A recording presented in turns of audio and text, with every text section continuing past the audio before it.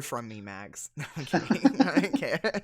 We're just chatting anyway until people get in here. So, oh man, I am, how are you doing anyway, Mags? Like with, COVID, like just being in it.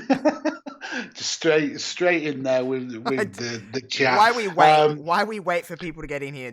Let's just get this out of the way. Yeah, in my area, we can. It's weird. The northwest of England is outside like the major cities is one of the hardest hit areas with infections. But my actual town is not really had a lot of an outbreak and very few deaths. So we've been really lucky like that.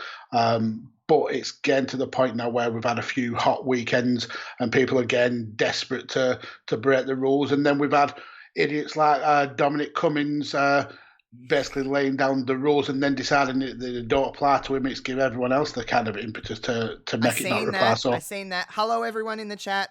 Sid, Leno, Reese, everybody. Hello. You're speaking UK things to me right now, Mags, but I even know who that is because he's been all over the news here because he's a bit of a dickhead, apparently. He's a moron. He's an unelected moron. He absolutely is. I mean, the guy tried to fob off a 50-mile round trip to Barnard Castle as a way he was testing his ass out to see whether he was fitting well enough to drive back down to London. Just go to a Specsavers, go to an optician's. What the hell? We're like pretty much out of restrictions now, Mags. We're pretty much. I've heard. We're like still social distancing. We're pretty much, everything's pretty much opened again, except for like the mass gathering things like, like a zoo or something like that. That's not open yet, but like gyms are back open, cafes, pubs, everything's kind of back open now. Yeah, we really haven't had that. Well, knock on wood, South Australia did not get hit all that hard. Yeah, it's interesting because we're coming out of major restrictions next week. I think our lockdown gets lifted. I think it's on the 15th maybe of June. It's basically what's going to happen is all the non-essential shops and stores will be allowed to open, but we're still actually in level 4 of the lockdown protocol, and Boris said that we wouldn't be allowed out of this lockdown until we got to level 2. But because of all the backlash about his boyfriend Dominic Cummings, is kind of like washing that up, brushing it under the carpet by letting us out of lockdown early, I suppose. I just like how, tell us how you really feel, Mags, it's like he's a tosser. He's just an idiot. He's just I hear that's a trigger word. It's a trigger word in the UK apparently is Boris. I can't comment too much. He's a buffoon. I found him to be a buffoon. But you know what? I'll side with you, Mags, and I'll side with pretty much everybody in the chat. People in the chat, I've said hello. Queenie's here as well. Queen. We're going to start with some NXT talk in a minute. Last time we talked on this stream, Mags, if you remember, before we talked about what was the last pay-per-view? Money in the Bank, probably? That sounds about right. We talked about Sonya Deville. It was Money in the Bank. Sonya Deville we talked about. And I don't know why, but for some reason, out of everybody that we talk to, I like talking to Sonya Deville about you. And I like talking about Sonya Deville to you. That I got there right. It's late. All right, so back off. I don't know why I like talking about her with you, but I feel like sometimes when someone starts getting like over on the internet, people get a little clouded of what they're like. You know what I mean? They kind of go, she's really good and she can't do no wrong. Now, I'm not saying that she's doing anything wrong because I think Sonya's killing it. But you always give your honest opinion. 1 month later, Mags, how are you feeling about Sonya Deville? I think that she's arguably the most talented woman in the main WWE roster. Do I think she's being used properly? Probably not. I'd like to see her kind of break out. I've always thought that she could be the one person who kind of like demolished the four horsewomen in terms of being someone who could legitimately beat them all. I'd love for it to get to that point, and hopefully it's a slow transition to that. But she does seem to have kind of faded off a little bit. Yeah, I mean, I guess so in some sense. They're just stretching out this Mandy Sonya program where they really don't need to. Sonya's defeated her, what, 2 times, 3 times? Mm-hmm. What's the point? You know what I mean? Go and do other things, but that's the problem, I think, is they don't know what to do. Yeah, and I think we're still struggling with the fact that we're in this weird, like, uncharted era with the pandemic. A lot of storylines are being dragged out because we've got to get to the big pay-per-views on limited wrestlers. Yeah. And until we can get to the point where we've got crowds and we've got all the talent back and they're all safe enough to be able to wrestle and pad out the shows more, we're kind of just stretching out the storylines that are there and available. That's very true. I don't think about that sometimes, but that's why you're here, I guess. Other thing I wanted to ask you about, because I don't feel like we've had a conversation about it, is the touchy Jeff Hardy storyline that kind of got a little bit squashed on SmackDown, in the sense of, like, they kind of just moved past it and it wasn't him. Obviously it was someone setting him up, but how do you feel about storylines like that, in the sense of, like, Jeff's fine with this story, but do you find it you shouldn't go there? Is it fine to go there? Is wrestling in a weird bubble where you can't go? I don't know. What do you think about that story and touching on real life? Yeah, I get why they do it. If you as a wrestler can kind of draw on your own experience, you can make the story more realistic. I just don't like how historically WWE have used people's substance issues and their demons to go in storylines. I mean, we've had it with Scott Hall. We've had it with CM Punk being straight edge, and then he was attacked. I think it was with Jericho with a bottle of Jack Daniels, and it's been multiple times with Jeff Hardy. Has he signed off on it? Absolutely, but is he in a position where he could have said no? I don't know. I don't know. It's weird. Hey, thank you for the host. It's weird to. I don't know, sobriety's a weird subject, especially with someone, Jeff Hardy's last... Jeff Hardy's been very open about his problems. This isn't about dragging Jeff Hardy, but I don't know, he's had issues, as early as last year, from memory. He was having issues with drink driving and that kind of stuff, and it's like, is it a little too close to it just happening? If this was 10 years ago and he's kind of in a better spot where he's kind of shown that he's good, like... I don't know. It's just airing out his dirty laundry. I don't know. We could be looking. Are we just? I don't know. Are we just too sensitive in 2020? I really don't know. But that being said, we're talking about it, so I guess it's kind of working. It's clear by the way, like you said, they backtracked it this week on SmackDown, and they kind of like rushed that storyline through, especially when we've just been talking about how they've been dragging other storylines out to fill time. This one's getting like pushed pretty quickly, and I think it's because they've realised that they've had that backlash from social media, that people are not happy with this storyline. And as much as we bash on the WWE, I've got to give them credit on that. They can be very reactive to stuff that isn't going down well on social media. They've kind of got the finger on that kind of on that button of social media. So I've got to give them props to that. But I just don't like using people's still very raw and fresh issues as a storyline. Aiden and Leno, thank you for the host. It's very much appreciated. Reese on Wrestling, thank you for the host as well. Everyone hosting me, thank you. So let's move on to some NXT talk because that's why we're here. NXT Takeover is, I don't know how many hours away. It's the night before for me because I live in the future, so I still got sleep to go before this show. But we were talking before, Mags, about how on paper, I guess we say this with every takeover, but it looks like a damn fine card.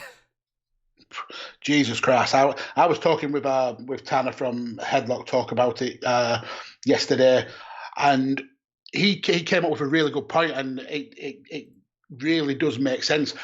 The build up to this has been quite a stunted build up, and normally with takeovers you get really harped with the crowd down at Full Sail and the way that the matches are set up. And Mauro Ranallo is obviously the best heartman in the world, but it hasn't felt like that with this one. A lot of these storylines have been almost built up where with one of the wrestlers not even fully involved. I mean, you take the main event. When was the last time we actually saw Adam Cole live on NXT? This storyline has been built kind of with him at home doing these little vignettes. Then you've got you've got the Finn Balor and Damien Priest one. Finn Balor, again, another wrestler who's not really been on the show live. It's been more built up like with him basically in absentia. So it is a weird kind of stunted build up.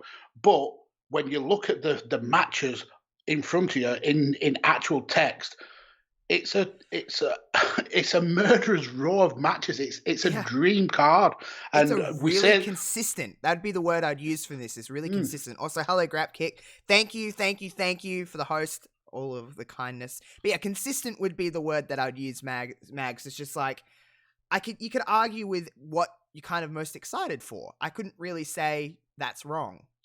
No, and you even look at the match that was added this week, the 6 woman tag match. Yeah, it's a belter of a match. It's arguably could be the match of the night. I mean, you could go with 4 or 5 of these matches to be the match of the night. It's it's outstanding. It's almost getting to the point of ridiculousness that every takeover comes, and it looks so good that it's taking away the kind of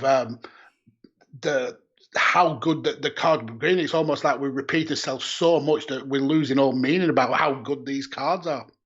Yeah, Sid, thank you for the host as well. Everyone's hosting me tonight. Hello, everybody, by the way. I'm not ignoring anybody. I'm just trying to keep the conversation flowing, but much love to you all. I want to talk about this match first because I think we're going to spend a little bit of time on this.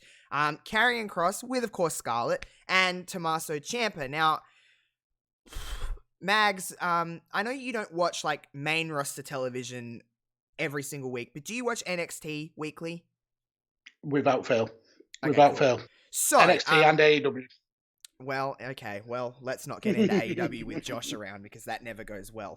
So when you seen, obviously, Killer Kross, as he was formerly known, I guess you could say, he's been, well, when did he get announced that he had signed? That was quite a while ago, wasn't it?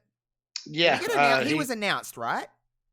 Yeah. They did like some of those TikTok vignettes, and if you remember, he actually made his debut when he was sat in the back of the car whilst the Johnny Gargano I think it was Johnny Gargano was brawling in the car park.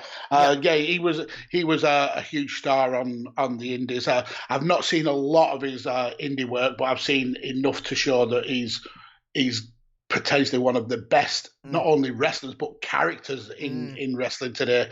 I saw some of his work at Impact, and it was a shame that he didn't get a good enough run there. But yeah, it's obvious that NXT and Triple H and William Regal see a lot in him because he's being thrown into a feud with probably the second best character worker in that locker room. So you can't get much higher than opening up your feud with Tommaso Ciampa. Yeah, and it's Tommaso Ciampa is NXT. He's one of those people that bleed black and gold. You know, it's that yellow. You just see NXT. He's just one of the names that come to your mind. Now, you know, for someone that I'm fairly open about the fact that I don't watch a lot of independent wrestling. I don't really watch a lot outside of WWE here and there I'll dabble in some other stuff. So for someone like me, obviously he's one of the ones that I had known. Cross was one of the ones that it would be kind of, you can't really be a wrestling fan and not know of him, even if you haven't seen a lot of his work. I'd seen some of his stuff at Impact, and I had seen, clips here and there, and go away, Giddy. Follow at Giddy Robinson 00. She's trying to get so over, and I'm just like, piss off. But anyway, so he is someone that I had seen around and just being like, okay, this guy's going to be cool. I want him over here.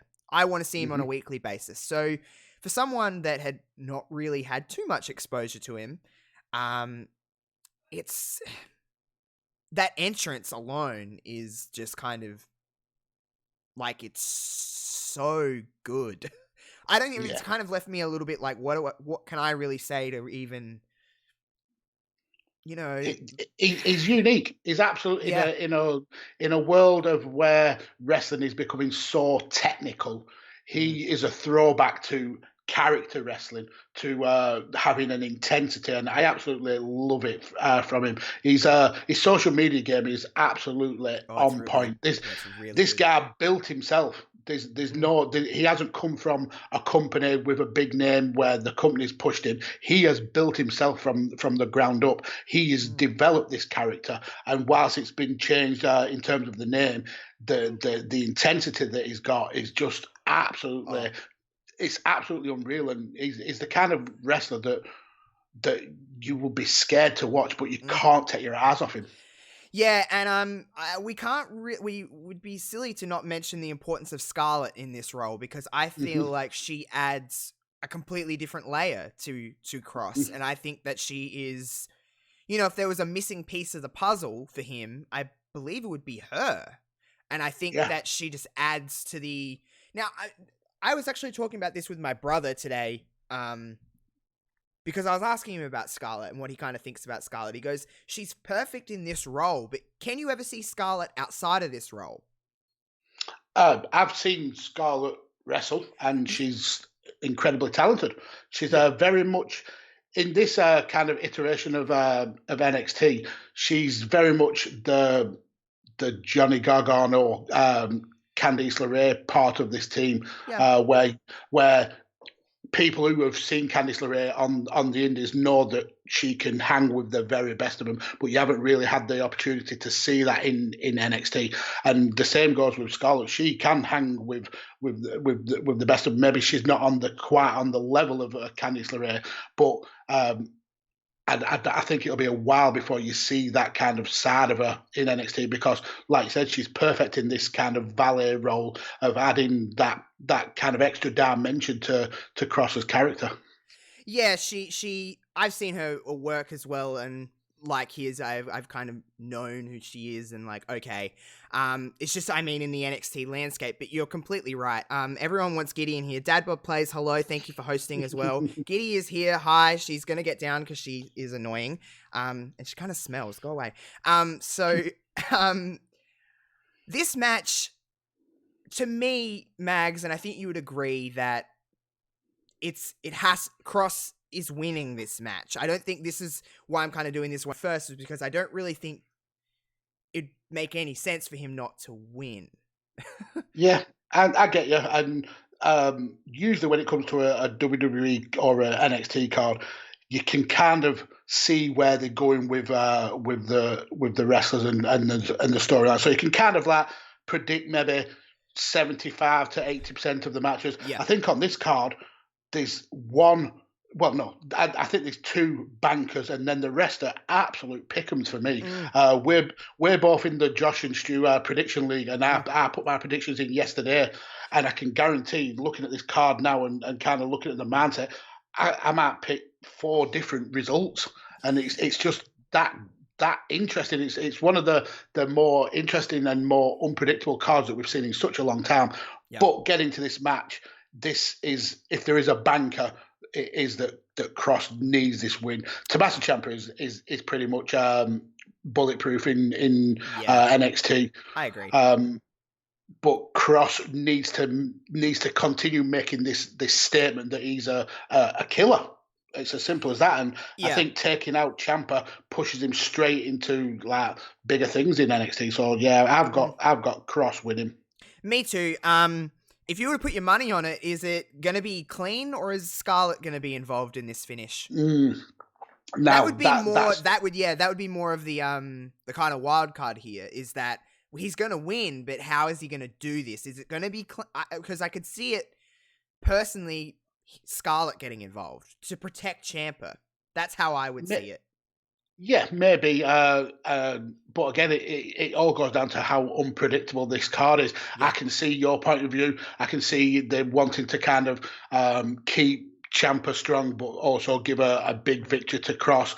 But I could also see Cross absolutely dominating and kind of almost laying waste to Ciampa to the point where Ciampa's got to go back to the drawing board and kind of draw on the intensity that he had against Johnny Gargano in that feud to come back at Cross and maybe like be able to step up to him. I think we could easily see that the kind of shock factor where Cross comes in and absolutely decimates a top guy in Ciampa.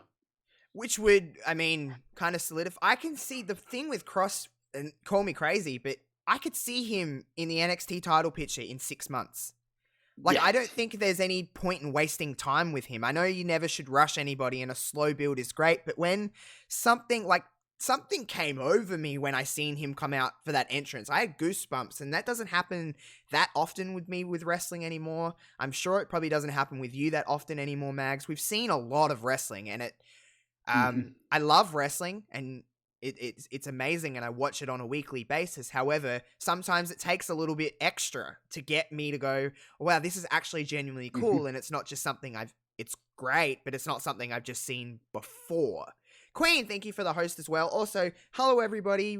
I hope everyone's doing well as we talk Takeover. Feel free to predict along with us as we go through each match. Mags is reading the chat along with me, so we'll respond when we can. But yeah, I have Cross. The wild card would be Scarlett here, but I think we're both in agreement that Cross has got this one. So we've done that one first. So let's talk about something else. Let's talk about Finn Balor and Damien Priest. Now, this is probably the match out of everything I'm probably least looking forward to, and that's not a bad thing on this card, because there's a lot of great on this card. I don't think this match will be bad, but I don't know. Something doesn't click for me with Damien Priest. Yeah, I've seen a lot of his work in Ring of Honor as Punishment Martinez, so I've got a little bit more of a connection with him. But this, like we mentioned earlier, this has kind of been a storyline that's been built up one-sided, basically, from Priest's side, with Balor not really being available every week for recording the shows. But any match with Finn Balor in, he's going to give it 110%, and he could. It's cliche, but he could wrestle a broom and still have a great match. Again, we talked about how these are pick'ems, and I think this is one of the matches where I can see the sense either way of Really? who is going to win. Yeah, I mean, you could see the point of pushing Finn into the title picture, Finn picking up the victory, but you can also see that they've put a lot of weight behind Punishment Martinez. He was involved in the North American title picture with Dijakovic and Keith Lee for the longest time, and he kind of didn't. He came up the worst out of all them three in terms of that. So maybe Punishment is in need of a big victory to kind of rebuild his momentum. So it's all where NXT looking to go with this. Are they looking to push Finn into that title picture, or are they looking to kind of boost Damien Priest's stock in the company? Yeah, and I think, I don't know, since Finn's come back to NXT, initially I was like, yes. And then with all of this, with COVID and everything that's kind of happened, it's taken a big chunk out of wrestling in general, but I think some people have been hurt more by it and others haven't. Finn has just been a victim of not really necessarily being on TV all that much.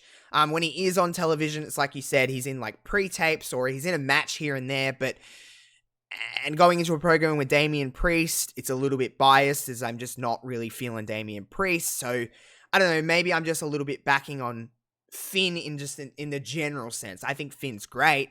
But I don't know about, I don't necessarily agree with you in that I just see Finn winning this match. Yeah, I understand that. I think Finn's, like you said, Finn's been a victim of circumstance almost, and it's been that pretty much in his whole WWE career. I mean, the issues he had with when he won the Universal title, and he's never really been able to kind of... it's timing with him, isn't it? It's not the fact of not... I don't necessarily think that Finn had a bad go on the main roster. I don't. I'll always kind of say that. I understand there was everybody on the main roster. If we're just looking at the main roster completely and just analyzing the main roster here, Mags, everybody goes through kinds of ebbs and flows on the main roster, with the exception of like the top tier talent. Unless you're at the very top, which is a handful of people, if you're underneath that, you kind of just you go through the motions of the main roster. That's how it works now. It's almost like everybody gets a turn in a sense. Have you noticed that? Yeah. It's a cycle. Yeah, and I think that speaks to the fact that WWE don't want a breakout star. Mm-hmm. They don't want a star to be bigger than the company. Yep. They want the brand to be bigger, which is detriment to the fan base, because we want someone who we can get behind, who speaks to us as wrestling fans. Not this is this month's favorite wrestler. Yep. Next month we've got to move on to someone else, and you don't get that. I'm sorry to interrupt, but like even someone like Rhea Ripley, who we'll talk about later, but 6 months ago, everybody was behind Rhea. And I'm not saying everyone doesn't like Rhea anymore, but she's not as hot as she was. Mm-hmm. And people will say, oh, that's because Charlotte Flair. I don't necessarily think that is because of Charlotte Flair. I think up until Charlotte Flair, she was losing steam at a rapid pace. And I think Charlotte almost saved her from dying a slow death as a champion, to be completely honest, because I think people would have turned on Rhea. I really do. And I love Rhea. I think it was the first turn with Rhea that lost her the steam. It took away all of her coolness. It's like everything we liked about you. You were the kind of anti-establishment, you know what I mean? And now you're just another face, and I don't mean babyface, just another person in a crowd, you know what I mean? So we'll talk about Rhea at length a little bit later, but back to this match here. Final pick, Mags. I'm going Finn Balor. Yeah, I'm going to agree with you. I think there's more interesting directions that can go with a Finn win. Mm-hmm. So yeah, I'll agree with you on that. But I would not be surprised to see Damien Priest pull out the victory as well. Yeah, fair. Do you expect much from the match? Yeah, I think, like I said, Finn can have a great match with pretty much anyone. And when we've seen him at these big shows, if you remember the times he's gone over to NXT UK for the takeovers, mm-hmm. he's put on arguably the best matches of the night. When it comes to big shows, he's pretty much like John Cena almost. He kind of turns up and does his best work. Big match Finn, exactly. I think this could be a sleeper match. I really do. This could start the show. I think it could probably set it at a fairly nice pace. I do genuinely think this could be good. That being said, I think it could go either way. It could be great, or it could be kind of bland. And I don't think there's going to be an in-between with this one. But, yeah, I don't really... Out of everything here, this is probably what, like I said before, probably what I'm least excited for. I just don't necessarily... Not care. I care about everything on NXT, which is weird to say, but just out of everything, it's the least. Something that I love the most in the wrestling world is the NXT women's division. You know this, Mags. It's my favorite thing in wrestling. Let's talk about this 6-woman tag match that got announced this past week. We got Mia Yim, Shotzi Blackheart, Tegan Nox taking on Candice LeRae, Dakota Kai, and Raquel Gonzalez. Okay. 6 very talented women. 6 very different women, that's what I love the most about NXT women's division, is they're all distinct and different. Aesthetically, in-ring wise, character-wise, they're all different people. And I really like that. I think that's a big issue on the main roster is they try to pigeonhole too many, especially women, into one bubble. So I like everyone's different.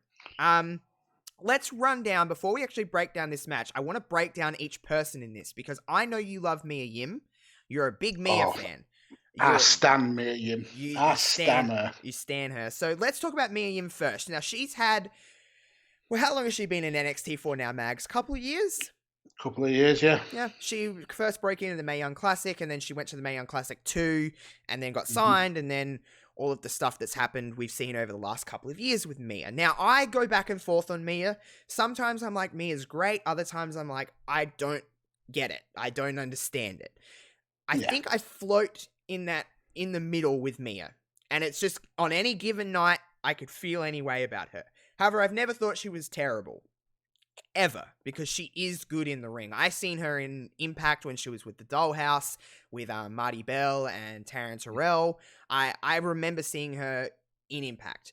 And I was like, oh, this girl's good. And then she kind of come here and, you know, I think the problem with Mia, you won't agree because you love her so much, but I think she gets a little bit lost. I mean, I have absolutely no problem being critical of stuff that isn't working. And as much as I stand Mia Yim, I don't think she's progressed as a wrestler in the time that she's been in NXT. Whether that's because she hasn't had any kind of sustained storylines or she hasn't had a long-term push, maybe it's that. But she's still at the same level talent-wise as she was when she entered NXT, which kind of defeats the point of NXT being the developmental brand. I know we're kind of moving away from that, but essentially that's what it's for. Yeah. I think she's found a level, and I think she's comfortable. Perhaps. She needs a big storyline. I think she needs something to get fans like yourself who are quite non-committal about her invested. Maybe it's a booking thing more than a talent thing, because she's got all the tools to be an amazing top talent wrestler. It's just you need a reason to believe in her. No, that could be exactly the reason. Is that I think what kind of threw me off with her was her match. The match particularly she had with Shayna Baszler at Toronto last year. It just wasn't good. Like, plain and simple. I'll call a spade a spade. That match was not it. Especially coming off of a great card that we had at Toronto last year. If you remember, Io and Candice, you know, was fantastic. And they had Adam Cole and Johnny fought, didn't they, at Toronto? It was like the bad smell out of all of the card. Kind of just... the turd in the punch bowl. Yeah, honestly. But... For me, Mia, I float in between, and I want to care about her, I just don't have any reason to, which I think is a fair assessment, to be completely honest, is that I don't have that much of a reason. What has she done outside of Shayna? Really? What is she hasn't really worked in a big story with anybody. She's just been the kind of other person that's used as a catalyst to get somewhere else, which is a shame, but someone has to be that, I guess. I suppose could liken her almost to the Raul Mendoza of the women's division, where she's on TV a lot, but not to further other people's storylines rather than one for herself. Yeah, no, I get that. Let's talk about Shotzi Blackheart. Now, she's fairly new to NXT. She nearly died a couple of weeks ago on NXT when she did that dive. I went, oh, you know when you do that in wrestling and you go, oh no, something's happening. Like, that was what I was feeling. And I was like, oh, please don't land on your head. Thankfully, she's fine. Now, she is one, for some reason, I can't explain why, Mags. I just love her. She's great. There's something about her. She's like little and she's like different and she's kind of like weird and she drives a damn tank to the ring. And it's a mini tank and it's just, I don't know what it is about. I can't explain why I like her because there's not anything like, this isn't a knock on her. There's not anything like overly fantastic about her, like in the ring. I don't think. Like she's we've seen it before, and I don't think she's bad. I think she's very good in the ring, but it's she doesn't do anything spectacular. And I'm like, I've never seen that before. She's just there's something. She has green hair. Maybe that is different. Like it's just she's different, and I like that. And there's something about her, and I just can't explain why. I think it's just she's got charisma. She's got character. She's got energy. It's that kind of thing, and I totally agree with you. I think in the ring, she's very much reminds me of a Cody Rhodes, where she's very good in the ring, but not outstanding. There's nothing out there what shouts out, "This is her style." But as a person, she's such a character, and one of our good friends, Pup, absolutely stands Shotzi Blackheart. So we love Pup. We love JPQ. So there's just something about her. Now we'll talk about the I have a little bit of a thing with her in the prediction, but Tegan Nox, Kevin, of course, my lovely co-host on Wrestling Reverb, that is Kevin's favorite wrestler, is Tegan Nox. He absolutely loves Tegan Nox. So I can't, knock him for that. Tegan Nox is fantastic. An absolutely incredible worker, I think, and does really have the shiniest wizard. It is beautiful. She might have robot legs, both of them, but hey, maybe that makes the Shining Wizard hurt more with her, like, metal knees. I don't know. But she is very good. Yeah. She seems to me like she's on the cusp of greatness. She needs that one big kind of final push, and she'll be elite level in NXT. I think she's amazingly talented. I think to come back from the setbacks that she's had and to still be as good as she is, what a warrior that girl is. When she tore her other ACL in the Mae Young Classic 2, I remember just being just heartbroken because the energy was sucked out of the room. Everybody in that room was quiet, and it was just like, oh man, this is because she come back from one, and I think personally, Mags, that she was set to be in the final of the Mae Young Classic. Quite possibly. I think it was meant to be her. And then that happened, and then it was like, that's it. Tegan's never going to be... Because I heard about Tegan Nox, to be completely honest, before the Mae Young. I'm like, she's been talked about on the independents. Like, she's one of the ones that I'm like, everyone talks about how great she is. And then to get all that hype and then come in and that happened twice, that's unlucky. That is nothing more than bad luck. And I've never, in my entire time watching wrestling, have ever seen a wrestler put up the X in the ring. I've seen a referee do it, but when Tegan did that, after she took that drop kick, it was like, oh man, this is so... It's just like a young career is done just there. And then she's come back from that, and she's had this rivalry with Dakota, and I know some people weren't fans of the street fight back at Takeover Portland. I was, but it's weird, by the way. Side note, Takeover Portland is the last takeover we had, and that was back in February before all this crap started. Before all of this, COVID stuff started. That seems like a lifetime ago. It certainly does. Which is a bit depressing, but yeah. Tegan Nox, great. Let's talk about the other team, Candice Larae. Okay, I know some people are very divided on the fact that she is not a heel. She is a natural babyface. Well, now I agree that she is probably a natural babyface. That's not to say I don't think she's a good heel. I think she is, but it's only by association of Johnny. And that's a problem with Candice, is that she's always attached to Johnny no matter what she does. I agree. And I think, how long as we talk about Mia being in NXT for a while, how long has Candice LeRae been in NXT? And we've still yet to see, outside the flashes that she's had with the likes of EO, we've yet to see the Candice LeRae that I know would hang with. I know as well. I know she's capable of so much more than... Not saying she's done bad. She's honestly has done pretty well in NXT. But it's just, to me, they've built her as Johnny's wife. Yeah. And it's not a... And that's the problem. They can be associated. I think there's a way to do it, but it's just like every time she gets out of it, they pull her back into it. And it's like, while it's fine and I'm enjoying their little stuff that they have going on, it's not necessary. They don't need each other, I don't think.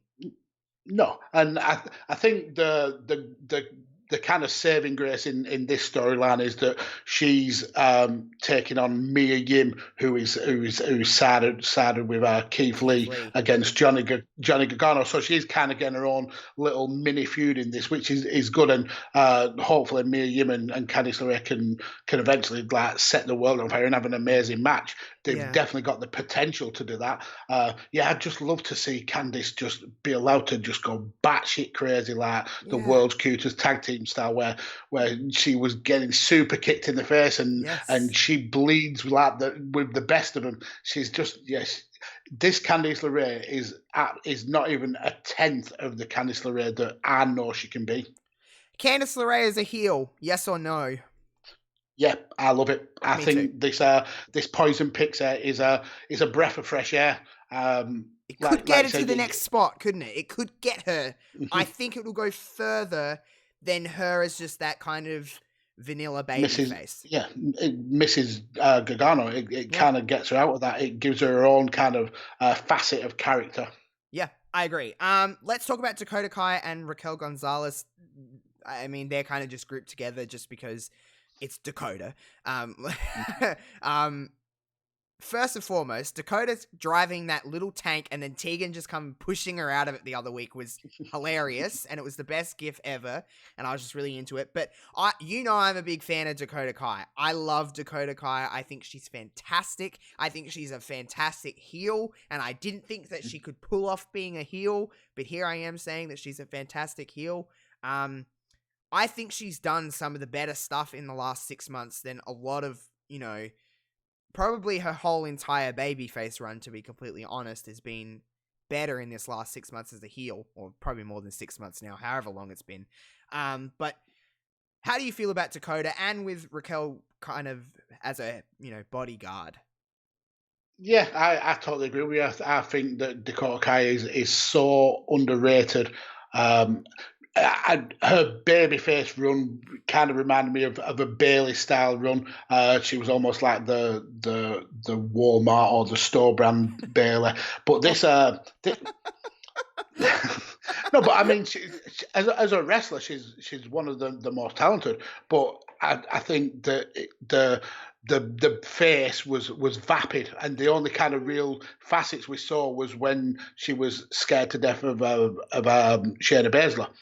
But this heel turn was amazing. I think it's rejuvenated her.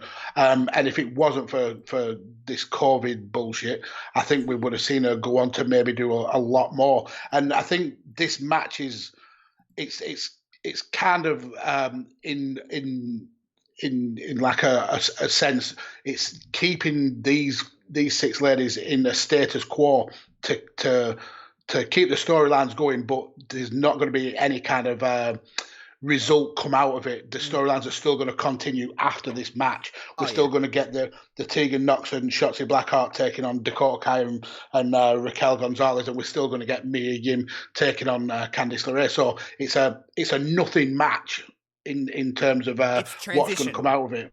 Yeah, exactly. It's transitional. It's holding guard, I suppose. But yeah, I think adding Raquel Gonzalez to Dakota Kai as that almost like cordist, almost like MJF's Wardlow character. Mm-hmm. I think it's been a good addition. I've always liked Raquel Gonzalez, but I just didn't see where she would fit in NXT, and I think they've found the perfect spot for her. Yeah, Shawn Michaels has actually come out. Every time he's on WWE Backstage or The Bump, Shawn Michaels calls Dakota and Raquel HBK and Diesel. That's what he calls her. He loves Dakota. He puts her over every time he gets the opportunity because, how Shawn Michaels is. He just talks about Triple H and NXT. That's all he talks about now. But I see a lot of potential with it, and I hope they go as far as they can. Now, the actual match itself, we both said it's kind of just to get us to the next spot. It could be fantastic. It has the potential to be great. They're all great in there. So it could be fast-paced. I kind of like that. It adds a little bit of a different flavor to the rest of the card. 6-woman tag. You don't really get a lot of, big tag matches on takeovers, so something different. I'm really for it. It's a wild stab, though, on who's going to win, to be completely honest. And this is the only conclusion I can come to. Candice LeRae, I think, is going to get the pinfall victory just because she's on that kind of fresh off a heel turn, kind of like that. And I think she's going to beat Shotzi because I feel like she's the one that could probably take the fall. Yeah, that makes sense. And like you said, you can look at pretty much all these women and make a reason for why each one could pick up the victory and also why each one could actually eat the pin. For me, looking up and down this card, I think it's a very heel-heavy card for me. So I think that this may be where we get a face win. I think the big storyline coming out of this is probably still going to be Mia Yim and Candice LeRae. I think that's got some legs. So perhaps it's Mia Yim picking up the win against someone like Raquel. Maybe. Yeah. I think Raquel on that team is the one. If anyone would eat a pin, it would be Raquel. So yeah, I think I'm going to go with Mia Yim picking up the win. Hey, we're split for once. We're split on it, so I'm fine with that. We should never agree on everything because that'd be weird. But yeah, all right. Well, let's move on to the NXT North American Championship. Keith Lee, Johnny Gargano. This one could be an absolute barn burner. This one could be fantastic. Actually, I wouldn't even say could be. This one's going to be great. There's no way that this one will not be. I don't really have much to add to the actual hype of this match because it is just two fantastic wrestlers. Yeah. Period. A guy, I mean, we've said it before and we'll keep saying it till the end of time. A guy like Keith Lee should not be able to do the things that Keith Lee does. He is phenomenally talented, scarily talented, and Johnny Gargano is not called Johnny Wrestling for nothing. He's got to be arguably in the shout for one of the best wrestlers in the world, if not the best wrestler in the world on his day. This is going to be an absolute barn burner. Just let these two go and let them just do what they do best. And this is probably going to be match of the night. Yeah, it has the opportunity to really be just that. And I think that with Johnny is, to me, the only person that comes close to being NXT is Tommaso, but I think Johnny is NXT. Yeah. He just screams NXT. You can tell he obviously he's said it multiple times. He loves NXT. He doesn't really want to be anywhere else. And I don't necessarily see Johnny anywhere else, at least for the foreseeable future. I don't really have too much more to add to this match, Mags, because there's really no words that can really kind of state how good this is going to be. But I don't know. Are you split on this one? Because this one is a bit of a head scratcher for me. I'm like, again, I don't know. Yep. It could be because Johnny has a lot of momentum since kind of turning heel and coming off of that, and he's working with Candice, and they're doing all this stuff. Keith Lee has also got a lot of momentum, and honestly, to me, it's not one of those situations where it's like, it's going to hurt someone if they lose. Either one of these two could lose, and I can't necessarily see it, quote-unquote, hurting them. No, I agree. And again, like I mentioned, there's two matches here where I'm pretty confident with the result, and the other four are legitimate pick'ems, and this is a legitimate pick'em. I can see a reason to keep the title on Keith Lee. He's only had it for a relatively short time, and he's not had a lot of kind of feuds with it. We've had the elongated Dijakovic and Priest like back and forth, but outside of that, he's not really had a lot to do as the North American champion. And Johnny Gargano, you can see him having every title in NXT. He's just that damn good. And for that reason and that reason alone, I think we'll get more out of this storyline if we see Johnny pick up the belt and we get Lee chasing to get his win back. So that's the only reason I'm going for a Gargano win, is just to continue the storyline. I'll go Keith Lee, just to be different. just to be pernickety. I cannot. This is one I cannot pick, and you just kind of pushed me to the other edge. So I'll go Keith Lee. I'm happy with either. I like both of these guys a lot. I have no issue with either of them. So I'd be fine. It's one of those matches where I'm just like, I just want to see a 3 count, and I don't care how. I don't care who. I don't care who gets it. I think the only other kind of like factor that might dictate who wins is we're hearing a lot of rumors of some stars from NXT going to main roster. We've obviously had Riddle, who went not long ago. There's talk of Dijakovic maybe moving up to Raw. Is Keith Lee about to step into Raw, SmackDown? I mean, he had an amazing showing at the Rumble, an amazing showing at Survivor Series. He's obviously, he got the rub from Roman Reigns, for God's sake.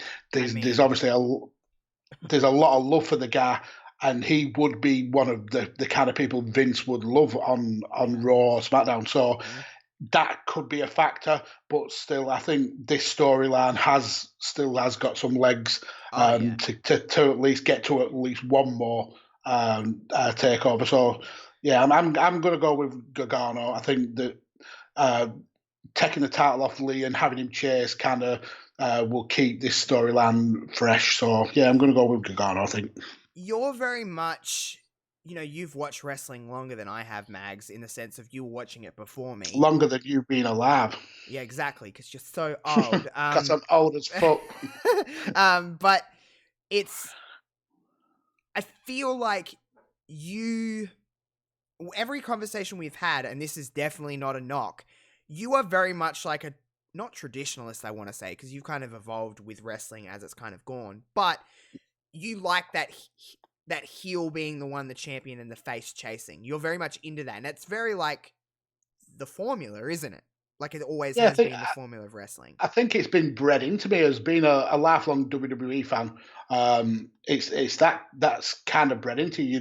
If you look historically outside of Hogan, there's not a lot of time where the face has been a long-term champion. It's always kind of been the face will win and then he'll get screwed, and then we're going back to stage one again. So it's kind of ingrained in like being a WWE fan. But as I've got older and kind of started to understand the nuances of wrestling, I think what I do more than anything now when I'm looking at matches is looking at what could happen after the match and not look at the result of a match, look at where the storyline might be taken. And maybe that takes away from being a wrestling fan, because you're never in the moment, I suppose. You're always looking for what's over the hill. But yeah, it's also cool to be able to like have that understanding, like where are they going to go with this? So yeah, it's just the evolution of being a wrestling fan, I suppose. Yeah, no, I understand that, because I'm not saying I'm different. I probably prefer when, the face is chasing the heel for the title. But I don't know. NXT, do NXT do things differently?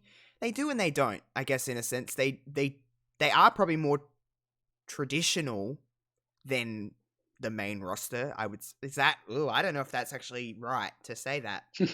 I don't know, because it's so hard to read sometimes. Do you know what I mean? Like, it's so hard to like sit and go, what is the main roster? What is NXT when you actually break it down? Is it more traditional? Is it more modern? Is it more a future base of where wrestling or where WWE is going? It's hard to really break that down, but end result here is I think Keith Lee will win. That's what I'm kind of going with. Now, I want to talk about okay, so I obviously wasn't watching wrestling when In Your House was a thing.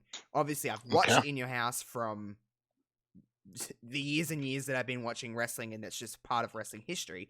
But you were watching wrestling when In Your House was a thing, weren't you? Yeah, I was. How does it make, all these years later, and In Your House is back? That must hold a sense of nostalgia for you. It does for me, and I didn't even watch it.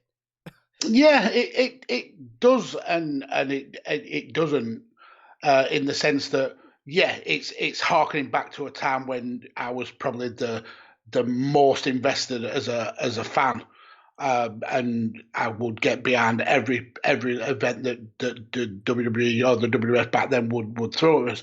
But I also remember the In Your House as kind of being the B shows or Yeah. the C Well, shows that's what I even. thought they were.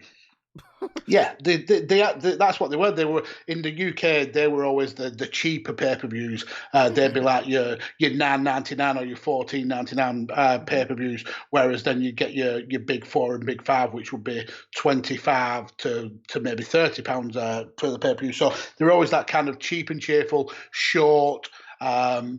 Didn't the results didn't really mean a lot kind of pay per views, but still looking through rose-colored glasses, seeing that WWE are throwing back to these kind of memories that I have. Yeah, it's cool to see. I don't think I'd want it all the time, but it's good to go back and kind of touch back on my wrestling fandom when I was a nipper.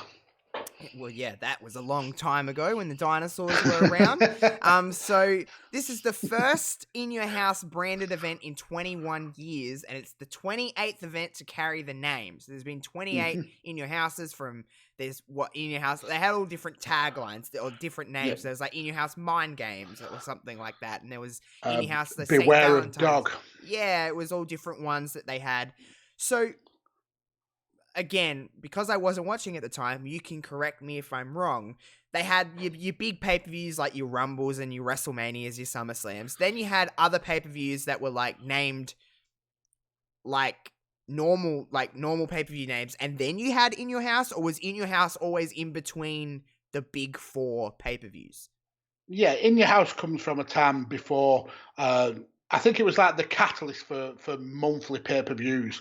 Right. It came in a time where you would have your big four, your WrestleMania, Rumble, Survivor Series, and SummerSlam. Then we started getting King of the Ring, so it started being a big five, and then it was.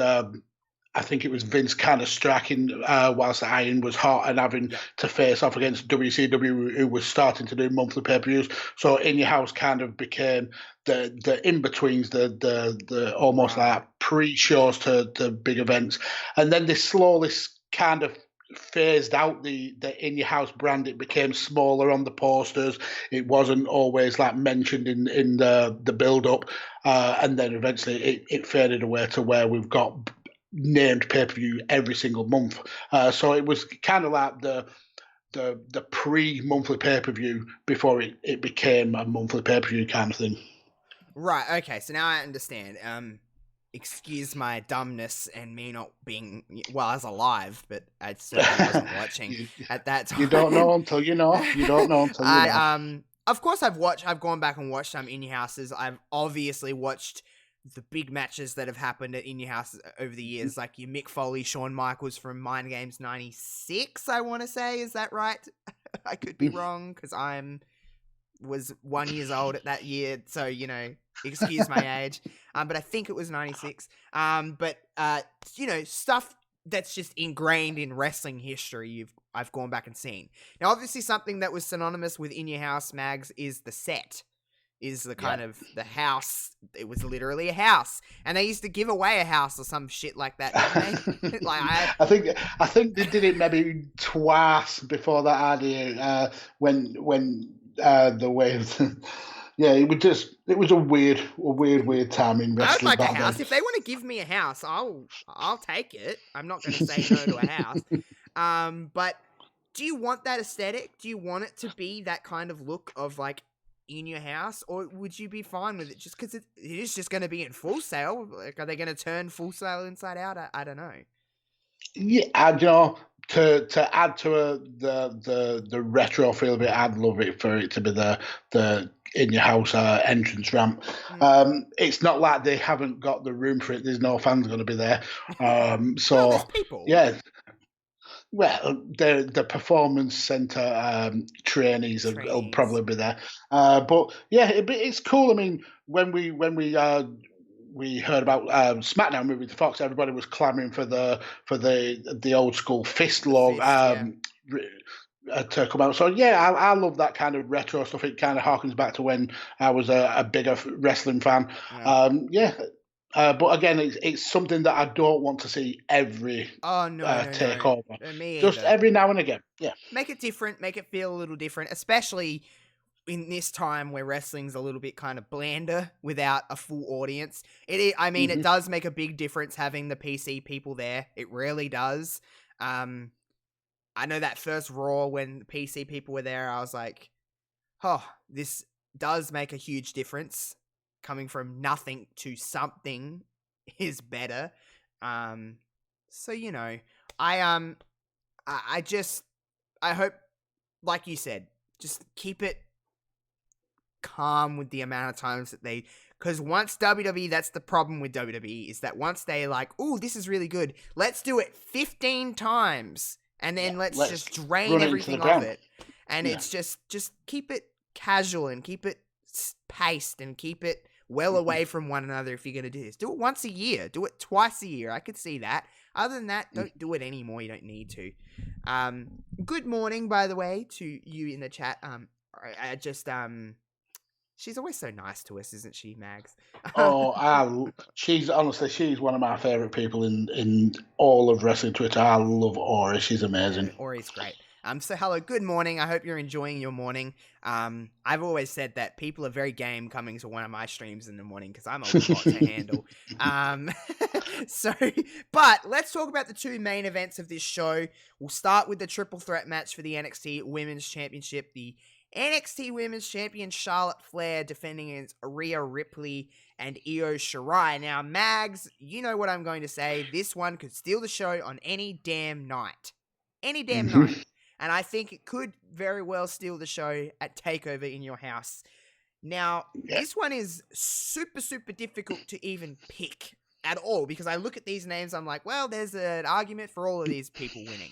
Now, let's rewind for a minute. Back to WrestleMania Night 2, the opening match, I believe Charlotte Flair, Rhea Ripley was, and they had a damn fine wrestling match that I wish was in a stadium because they probably would have stole the show at WrestleMania 2. Charlotte Flair won. A lot of people didn't like it. I know you kind of get a little bit, what would be the word with you? You have an uneasy relationship with Charlotte Flair. I guess I could put it that way. You know that she's good. You know that she's good.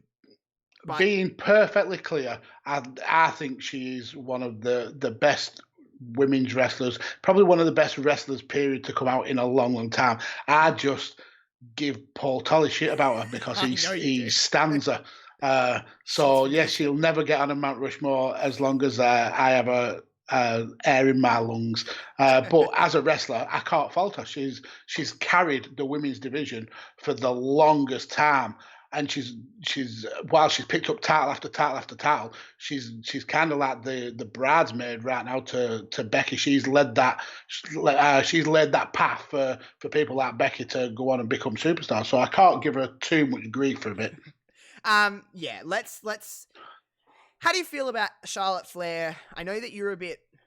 From the moment I mentioned to you on After Dark, I believe it was an After Dark episode, maybe of Headlock Talk, or maybe it was just a Royal Rumble recap, I said Charlotte Flair is going to challenge Rhea Ripley at WrestleMania. And you were like, that's not going to happen. And I just don't really see that being, who would benefit from that. Let's go to right now. How do you feel about Charlotte Flair as NXT Women's Champion? Has it done its job? I guess its job was to kind of elevate NXT. Has it done that? Well, just before I get to that, I had to eat crow with you saying that she was going to challenge. I then also had to eat crow again when Kurt picked Charlotte to win, and I was like, nope, not going to happen. This is a match to put Rhea over to get her over that hump, and I had to eat crow again. So Charlotte Flair, she screwed me over twice. So do you know what? Fuck her. Fuck Charlotte, then. You hope she gets pinned by both of them. Yeah, just pinned and then beat up and thrown out like Buff Bagwell. No, I don't think this NXT experiment has done anything really to elevate any of the other talent around her. It's got to the point where one of the better talents on NXT in Bianca Belair has had to move up to keep her kind of momentum going. I think Charlotte being in NXT has unfortunately stunted a lot of the talent there. I get why she's there. You want to get more eyes on NXT, especially in this battle with AEW. But I just don't think the experiment has worked. And I think now with Becky leaving to go and have a baby, and absolute amazing congratulations to Becky. I think the time's right for Charlotte to go back to the main roster and be the face of Raw, basically, as one of the four horsewomen. So yeah, the experiment. Whilst I saw the reasoning behind it, I think it's gone down a bit like a fart in church. That's understandable. I even, admittingly was all for it, and it's kind of happened. And while I don't think it's been as bad as what I don't agree to that extent. But I don't think it's been as good as what I thought it was going to be either. Ori says she's kind of overused, where people are sick of her. I personally don't have a problem with seeing Charlotte Flair on every show. I like Charlotte Flair. I think if she wouldn't be in that role if she wasn't good enough to be used in these situations to get other people. I know a lot of people think that Charlotte is getting a push and Charlotte is burying a lot of talent. I think Charlotte's always used in a transitional role. She's always used as a person to get the title off of someone and then onto somebody else. Her last so many title reigns have been like that. I think, it was a catalyst to help Bayley last year. It's a catalyst to help Becky. I don't think there would be Becky Lynch as that year that she had without Charlotte. Charlotte was a key factor in making Becky as big as she was. I know a lot of people said, back in when she beat Asuka and all of that, but Asuka's doing fine now, and Charlotte's doing just fine. I think Charlotte's in that world where she can win, and it's not like, oh my god, Charlotte won. That doesn't make any sense. But she can also lose, and she's still beatable. She's the perfect transitional person. That being said, is Takeover the time for Charlotte to lose the championship yet? Do you think they're done with the experiment, Mags? Because sometimes WWE can be a little stubborn. Yes, I think the situation on Raw dictates that Charlotte needs to move on. She needs to be on Raw more permanently. You've got obviously Becky, the big loss, so you need someone with that same kind of gravitas to fill that role. But then you look at the rest of the talent on Raw. You've got Shayna Baszler, amazingly talented, but Vince kind of doesn't really see what we as fans see. You've got Nia Jax, who just hurting people left, right, and centre. Right on from that one. So I think she fits well back in that role over on Raw. She's needed. Whereas the NXT ladies need Charlotte out of the way so we can kind of build a hierarchy in that division again. So yeah, I think now is the time to let Charlotte go back to Raw and let the NXT ladies do what they do best. That's fair. I'm not going to argue that. Now, Ori asked me if I'd rather see Charlotte every week or the Iconics. Now, I love the Iconics, but they don't keep the ship moving. Such a biased question. They don't keep the ship moving like Charlotte Flair does. I can see above my fandom to go, the Iconics aren't moving a division. They're a great part of it, and they're my favorite part of wrestling, but they don't put butts in seats like Charlotte Flair does just on her name alone. Charlotte Flair is a superstar, and I can realize that she's much bigger than the Iconics. But to answer your question, the Iconics. So this match is going to be fantastic. It has reasons to go in either three directions. It's hard to put money on this one, but something's telling me that Rhea Ripley is going to win the title back. Well, I would not bet your wages on that, because I think out of all the people in this match, she's the fall girl. Oh, wow, there you go. Is it EO for you? Is it EO for you all the way? Yeah, I think I the hope so. character work that Eo's had since this heel turn, it's just she's amazing. And I spoke earlier about saying how Johnny was in the argument for being the best wrestler. She I is think the best wrestler. She is the Io, best. she's the best wrestler in the world. Mm-hmm. Period. Full stop. No There's no gender. Full argument. stop. I'm not even Yeah. going to say arguably the best wrestler. I think Io Shirai is hands down the best wrestler in the world. I've said that for months and months and months and months. And Kevin always gives me that, all right. She's the best. She's the She best. is.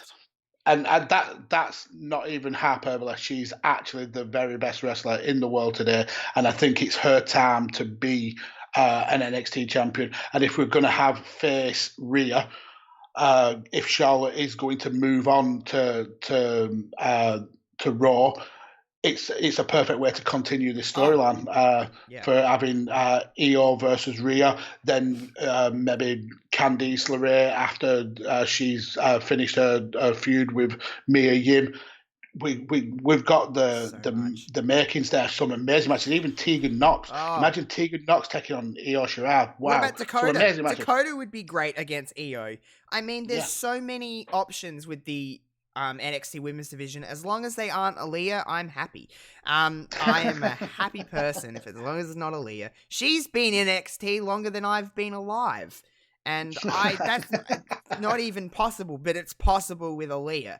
I would love to see Io win. You know, to me, I love all three of these women, and I personally wouldn't mind seeing I obviously I have an attachment to all of them. If Rhea wins, I'm happy because Adelaide, and hell yeah. If Io wins, that's like everything to me because I think Io is the best. And if Charlotte wins, I like to see the internet get a little salty. I'm not going to lie. It kind of keeps me going. And people will get salty. So, and I just think Charlotte Flair is great. And there's, I don't know. To me, there is a little bit more you could probably do.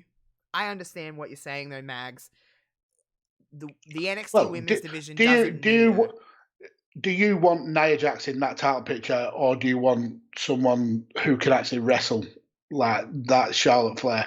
I think she's needed more on Raw than she's needed on NXT. There's other people on Raw that could go for the Raw Women's title. We got Backlash next week. Everybody, me and Mags are going to be back for Backlash, and I don't know, there's a little part of me that's like, is Nia going to win the title? Because it's very fucking possible. I hope not. I hope not either, but Mags just... even to be fair to the lady, she's had to learn on the job. She got pushed so soon, and she didn't get the time to develop. But I just don't like the fact that she's hurting people and leaning into it as if it's a part of her character. I don't like that either. No, I don't like that. I don't like the leaning into it thing because she's made...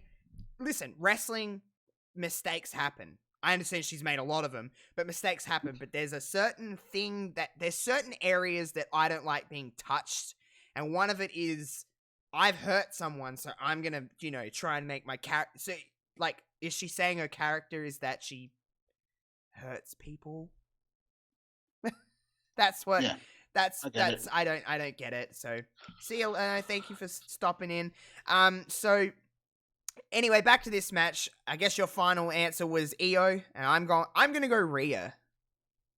You're so pernickety. I'm not just saying that because you're not, but something was telling me Rhea. You know what? No, fuck everyone. Charlotte Flair's gonna win. I'd rather Rhea. I'm going to end the call now. Thanks for listening, everybody. You don't want to end the call because you want to talk about Adam Cole. I know you too well. But you know what? Yeah, screw it. Charlotte Flair's going to win. I've made up my mind. Joshua. Double natural selection. She pins both of them with one finger each, and she just holds up her middle finger and she's like, "Get fucked." Joshua Robinson. That is a horrible take. I think no. I actually do.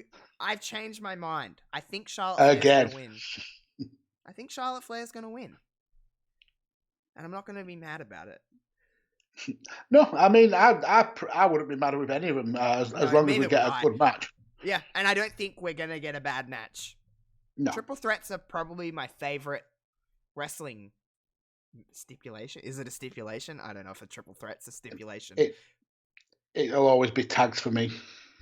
Really? Yeah, I'm not. Yeah, tag guy. I'm a tag team kind of guy. I've never been, which sucks because I know tag team wrestling offers a lot. When the fuck is the tag titles on this show? Kyle O'Reilly's I think I don't know whether he's immunocompromised or whether he just is not available. But and then also we've got there was a lot of issues with Matt Riddle. I read a report that his move to SmackDown kind of moved a lot of wheels around. Apparently, it was going to be Riddle and Pete Dunne versus the team that Malcolm Bivens has got, the two ginormous Indian guys. Because Imperium have the titles now, yeah? Yeah, well, Imperium got the titles because Pete Dunne was unable to come and defend. That's right. So they had to kind of hot shot Thatcher in.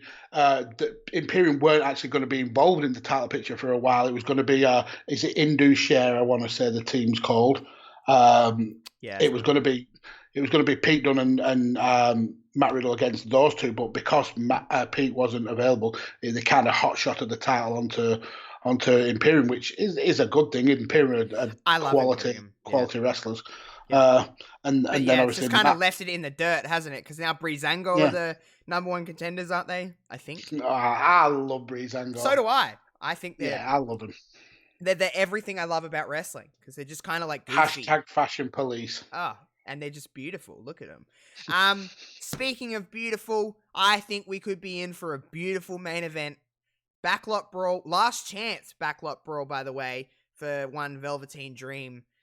If he doesn't win, he can no longer challenge for the NXT Championship as long as Adam Cole is the champion. Is that correct, Mags? Have I said that correctly? That is correct. I believe that's the stipulation. Okay, let's talk about Adam Cole for a hot minute. He's been NXT champion for longer than a year. He's kind of been... I don't know if this is going to come out wrong. Has he reached the pinnacle of what he can do in NXT? Is there any more he can do? Yeah, I understand where you're going with that, and yeah, once you've been so dominant as the top dog, it is kind of hard to see what else you can do. But if you look down the rest of this card, you've got the likes of Finn Balor, you've got the likes of Killer Cross, you've got Tommaso Ciampa again, you've got even Keith Lee, who could have a great match with Adam Cole. So there's still kind of potential amazing feuds there for Adam Cole. But I always seem to feel like we're just waiting for that time when Undisputed Era get called up to Raw, to SmackDown. I'm always on that kind of tenterhooks with that.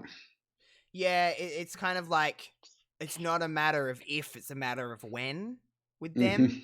And it's been like that for a little while, where it's like, is it time for them? Is it not?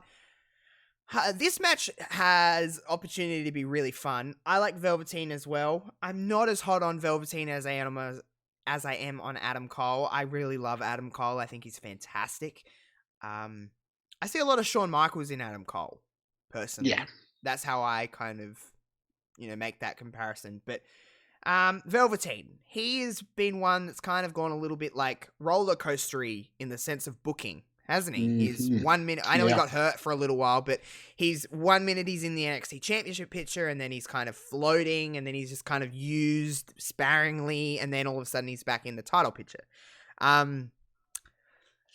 He's got, I think the word everyone uses with him is charisma, potential, star. I think that's all being used to describe Velveteen Dream.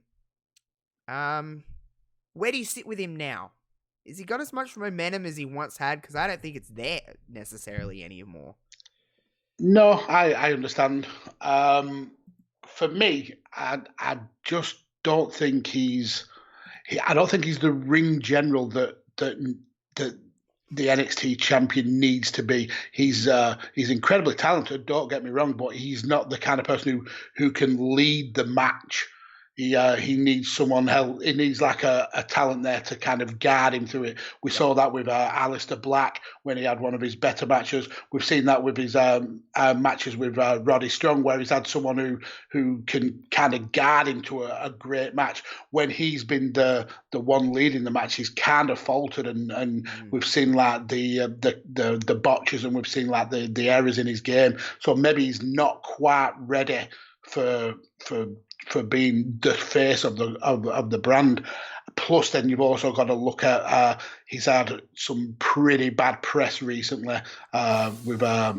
Yeah, I mean, not wanting to go too deep into it, but that's Everyone the kind of stuff that that's the kind of stuff that can halt a wrestling career. So that could well be a factor. He's in a weird position where you hit the nail on the head. He's lost so much momentum that it's hard to see him coming out of this match as the winner. It's like make or break with him, isn't it? It's like one thing could make him, but one thing could easily break him.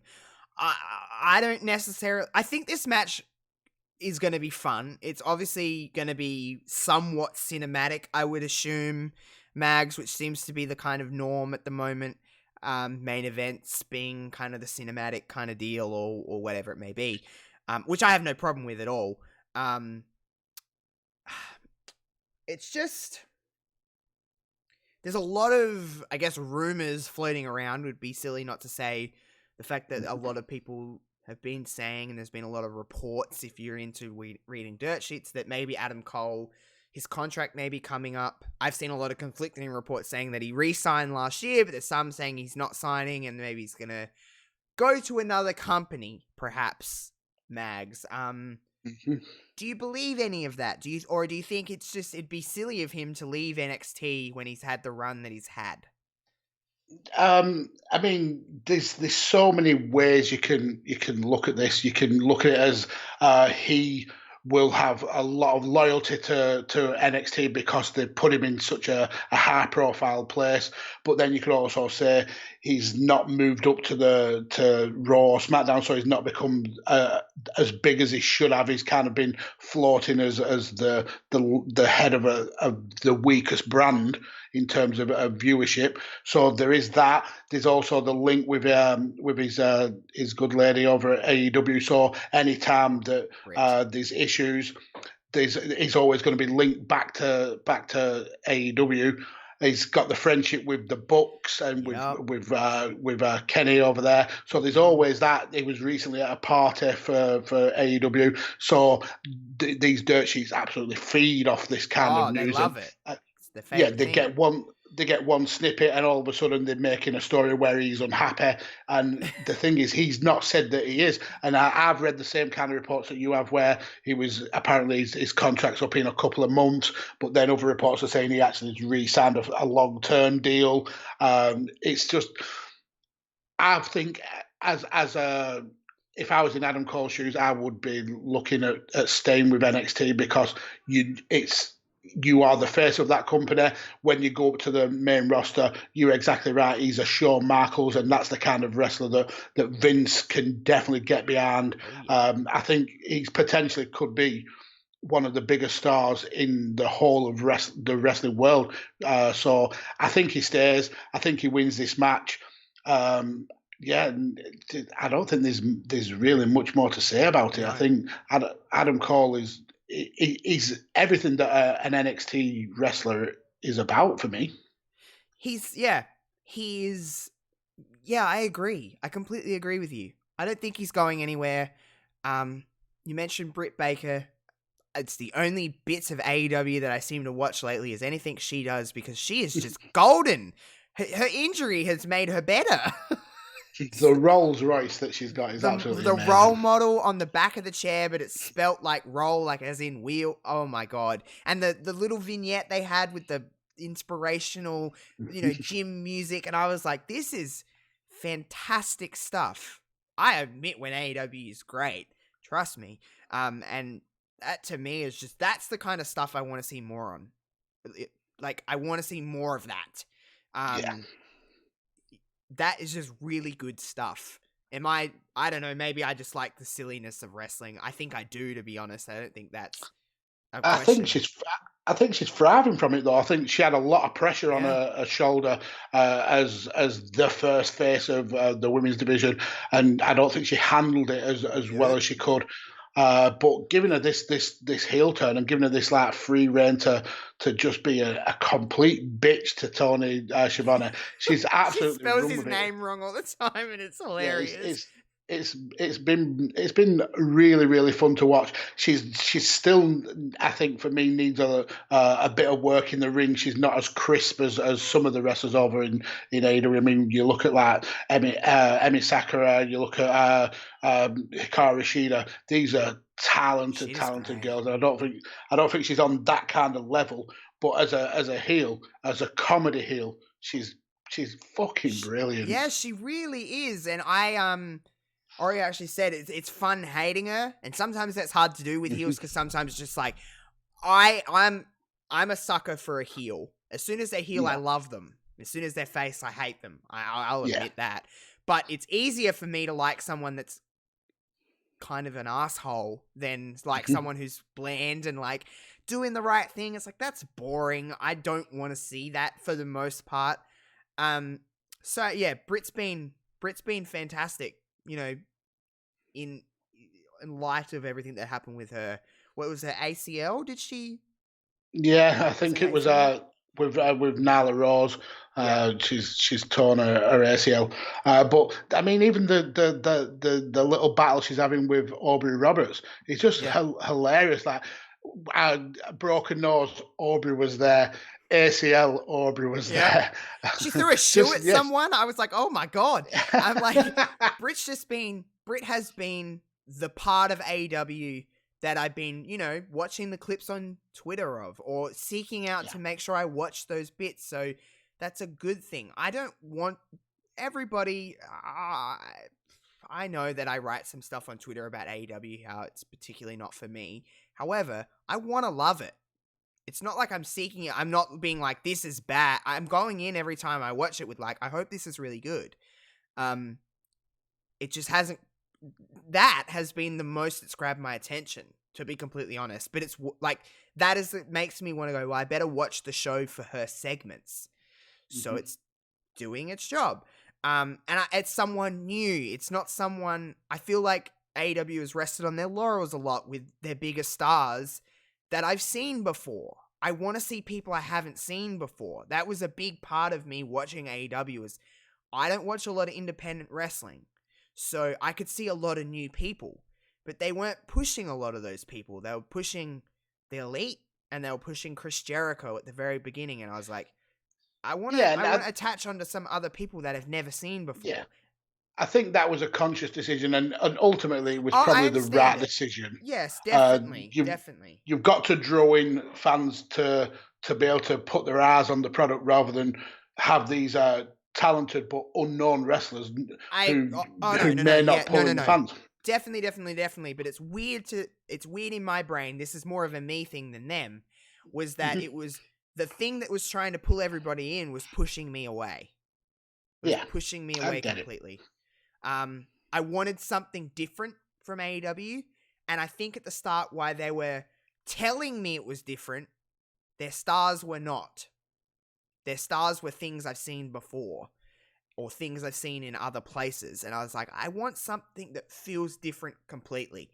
And while I understand that they're doing that now, I've been so put off by it that I every time I think I'm getting into it, I just can't. I watch their pay-per-views. I think they're good. I didn't think Double or Nothing was that great, but I liked aspects of it. But yeah, it was just the thing that they were trying to do wasn't for me. I don't know. I've always said this to you, Mags, and I think you've pointed this out to me before without even me realizing, is that I love wrestling, but I think I like the show. Yeah. The showman side of wrestling more than I actually like the actual technical wrestling. side. I love wrestling, and I can really, you know, I can go crazy over a 5-star classic that's full of holds, and I love that side of wrestling. But that to me is like, I like that in small doses. I don't like getting that. I like the show of like when I watch a wrestling show, say I'm watching Raw, or say I'm watching SmackDown or whatever, I like my wrestling shows that aren't pay-per-views to be talking heavy. I like it to be segment heavy. I like less wrestling on a weekly basis and just wrestling on the pay-per-views. That's how I'm wired. So it's the spectacle, and that's a perfectly acceptable way of watching wrestling. And that's the good thing about wrestling in 2020 is that if that's your style, there's a company there that will give you that in spades. But if you do want the technical side, there's companies that will give you the technical wrestling. If you do want the flippy shit, there's companies that will give you the flippy shit. So it's definitely horses for courses. And you know what? It's probably a good time as ever to say, Mags, that it's okay to have a difference of opinion when it comes to wrestling on the internet. I know there's not a lot of people here right now, but Mags, a conversation with you can be a conversation with the public, and if anyone wants to listen. I have been very open about the fact that I have not been having a fantastic time on social media lately. Me of all people, who's like, I've got pretty thick skin, I'm fairly happy all the time. Social media has taken me down lately because I feel like I can't post anything without someone calling me some kind of term or something nasty, because the internet can be kind of a cunt of a place sometimes. I won't ever say that word in a public forum, but it can be. And it's okay to have a difference of opinion with wrestling. It's not... It makes the world go round, a difference of opinion. So please, people, allow difference of opinions to educate yourself. I think we're in a pretty crazy time in the world right now that we need to be listening, and we need to be taking in information instead of pushing out our own narrative all the time, because there's bigger problems in the world than fighting with someone on the internet. So just try, everybody, just to listen to other people's opinions and then make an opinion based on that. Opinions are not facts. They never will be. That's why they're called opinions. It's subjective, especially in a place like wrestling. It's super subjective. Mags loves Mia Yim. I love Charlotte Flair. We cannot tell each other we're right or wrong. Can we, Mags? No, I agree, and I think this is where the Queen of Any's catchphrase kind of has so much more power. She ends all her broadcasts and all her podcasts with "Be kind to one another," and that's what social media and wrestling social media is lacking at the moment. We just need to be a lot more kinder to each other. What the world is lacking at the moment, Mags, to be completely honest. It's being kind. It is. I don't know. I know we've kind of gone off topic, but we said our piece with NXT Takeover predictions. We both think Adam Cole's going to win that match anyway, let's be completely honest. That match will be great. Yeah. The whole show is going to be great. I very much am looking forward to watching some wrestling tomorrow. Well, it's today for you, but tomorrow for me. Because I think we're in a bit of a weird spot with everything, not just what's been happening in the last week and a half, with everything that's going on in relation to Black Lives Matter. I think just in the last few months, the world has been kind of hammered with lockdown and with COVID, and sometimes it's okay to still have a distraction, in my opinion. It's okay to have a bit of an escape from the world, because it can be kind of exhausting just to kind of be constantly in it. So I think it's a welcome time just to have a little bit of a break and watch some wrestling, enjoy some really good wrestling, what we're going to get from this card, no doubt, and just kind of chat with your friends about wrestling on Twitter without being attacked, for the most part. Yeah. I can't not 100% agree with you. Yeah. I think it's going to be a good time. Mags, thank you for joining me today for some predictions. You'll be back next week for Backlash, and we'll probably have a very different conversation. It'll probably won't be on paper, although WWE pay-per-views, I think for the most part, they're not broken. I think it's their weekly shows that need a little fixing. I agree. Usually, for the most part, main roster pay-per-views, pretty good.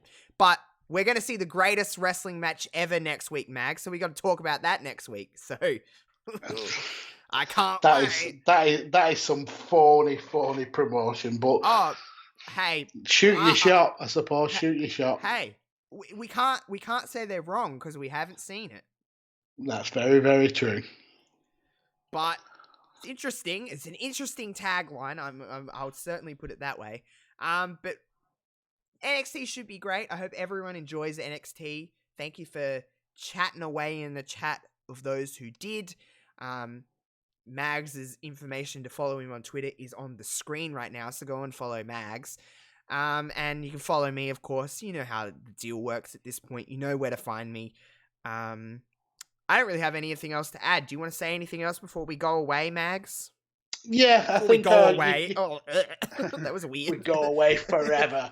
I think you kind of touched on it there, but I just want to say a few words about the Black Lives Matter. Yeah, definitely.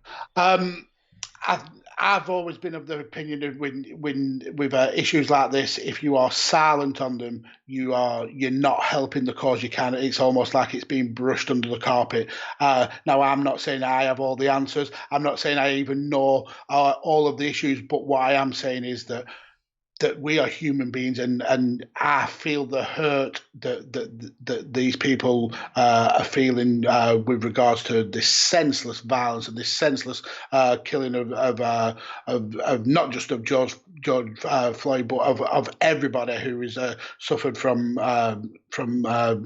police violence and in the black community. I will never ever be able to understand the feelings that these people have. I have got white privilege. I am open and honest about that. I'm a middle-aged man who is white. I have never ever suffered from the kind of hatred that these people have suffered from, and it's wrong. It's so wrong in 2020 that this is happening. And if there's any good that comes out of this situation, is that we get some change. We get a fundamental change in how we treat each other as people. And there's been a massive backlash about all lives matter versus Black Lives Matter. And I am firmly in the camp of all lives can't matter until Black Lives Matter. So just be kinder to people, support these people, go and donate to these bailout charities, go and help as much as you can, because right now we as a human race need to be standing up to this oppression. I get it's hard for me to talk on video about this because it just kind of tears me apart a little bit, but I'll add to that as much as I can.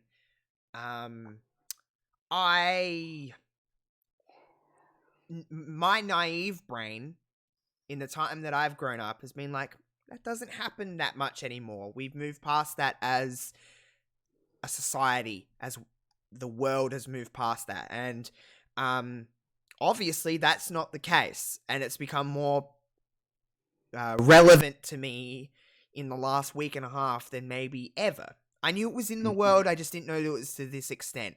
And I didn't realize that because of my skin color, because I'm white, that I do have privilege. And I've realized that more in the last week and a half, that is not the case. I don't have to worry about walking into a store and being looked at as if I'm going to steal because of the color of my skin. I don't have to worry about getting pulled over by the police and, wondering if this is going to be the end of my life.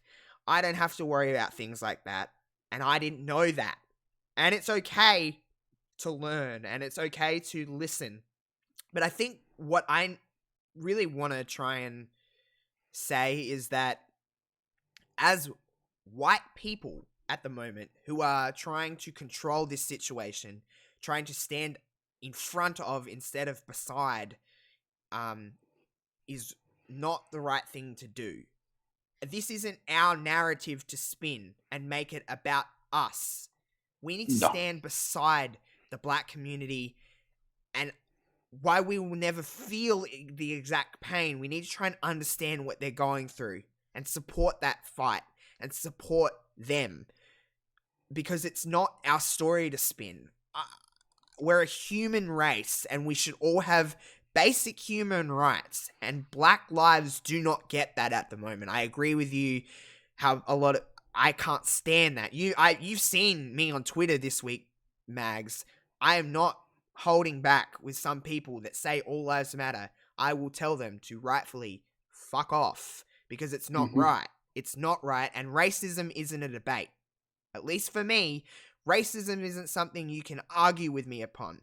You're racist if you say things like that.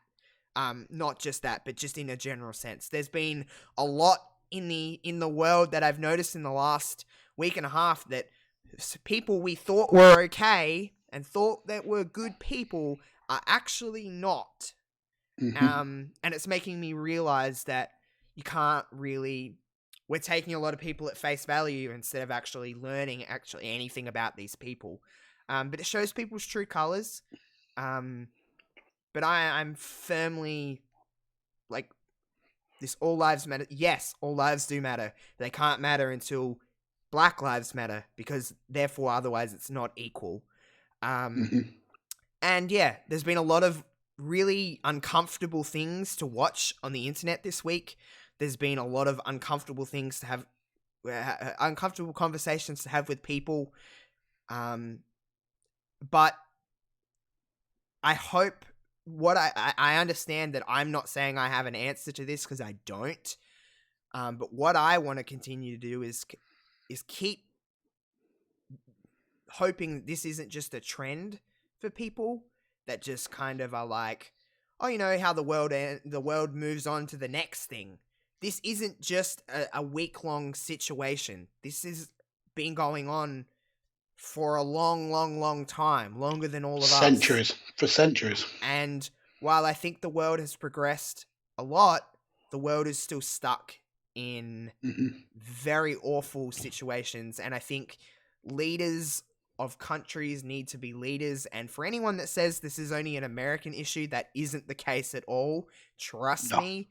It's everywhere in the world. I know I can at least say in this country, Mags, it's very much a thing here for Indigenous and Aboriginals in this country that get treated the same way that we see with the media in the States. And I can probably say fairly confidently that it does happen in the UK as well. Yeah, I mean, my hometown is one of its and I'm saying this with air quotes, one of its biggest claims to fame is that we had one of the largest race riots in English history. It's everywhere, and if you aren't seeing it, it's because you're blind. Maybe you need to open you're your blind eyes to it, and it's 2020, and we're still in this era where people are not equal just because they have a different shade of color of skin. It's a horrific mindset to have. Not cool. And it's systemic with government. It's systemic with the people who are sworn to protect us, that these people are less than these people, and it shouldn't be like that at all. So yes, stand up and fight for equal rights, fight for these people, because they need to have our support. We can't just keep turning a blind eye to this. No, and certain leaders in the world are evil, and Orange. Yeah.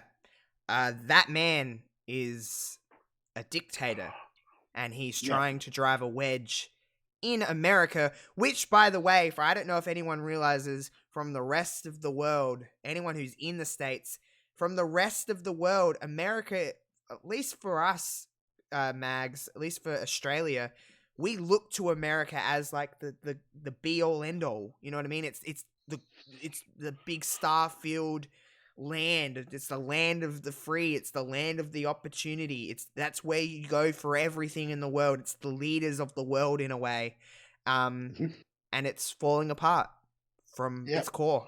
And it's not. I'm not saying it's not at all. It's not at all Americans. But I just think in 5 months' time, when there's an election or you need to go and vote, and it's the only thing you have power in at the moment, because it's not with the police force and it's not with your current leader. That's what I'll kind of leave it at. But no real way to segue off of that, is there, Mags? It's just come back next week to hear us give our thoughts on what's going to happen on Backlash, I suppose. Yeah, the greatest wrestling match ever from one. We'll watch Takeover tomorrow. Well, Takeover in the few hours tonight. Tonight. And it should be a good time. So we'll talk to people on Twitter. I thank you for joining. I'm glad that we're able to talk about something serious as well, because it's just a part of my Twitter feed at the moment. It's a part of the world at the moment, so there's no really escaping it. I don't think we should be getting away from it. I think we should be having these conversations. So thank you for that, Mags. And thank you, everybody. Thank you for joining, and I'll catch you on the next one. Goodbye.